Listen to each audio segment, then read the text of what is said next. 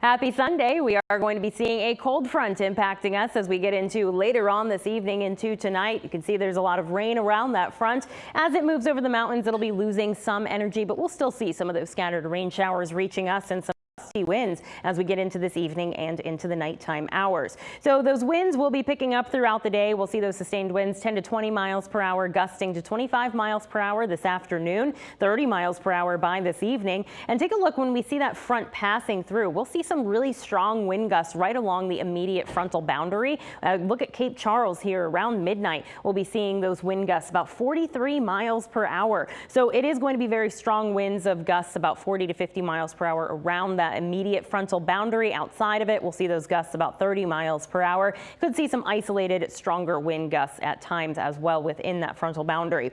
So after we have that front clearing out of here as we head into Monday morning, still a bit breezy, those 20 mile per hour gusts across our inland communities, 30 miles per hour along the coast. Winds eventually die down throughout the day on Monday. With those strong south winds that we have today, that's pushing the water up the Chesapeake Bay. So we do have our coastal communities that are in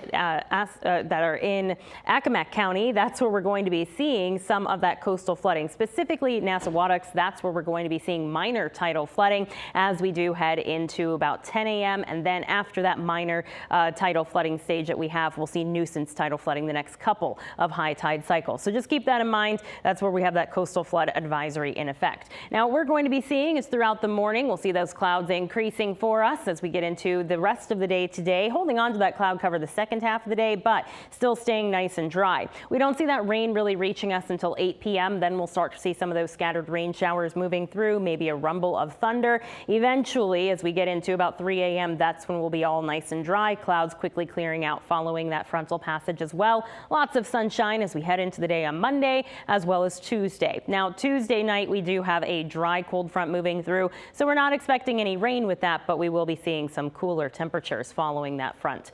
For the day today, as we head into this evening and tonight, we do have a level 1 out of 5 risk for severe storms. Main concern with those strong wind gusts around that frontal boundary, some of them becoming isolated, damaging wind gusts. So just keep that in mind as we have that system passing through for the night tonight. In the Atlantic, we do have that one wave that's just off the east of the Lesser Antilles headed towards the Caribbean. That now has a 60% chance of formation in the next 5 days.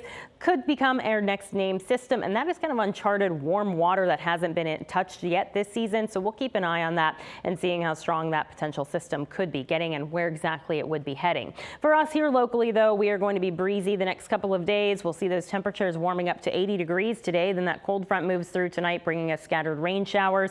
It'll cool us down to about 70 degrees on Monday. Ahead of that secondary cold front, we'll see those highs in the mid 70s on Tuesday. After that, we'll be seeing high temperatures dropping into the mid 60s. Lots of sunshine for the work week ahead, and we'll be able to stay nice and dry.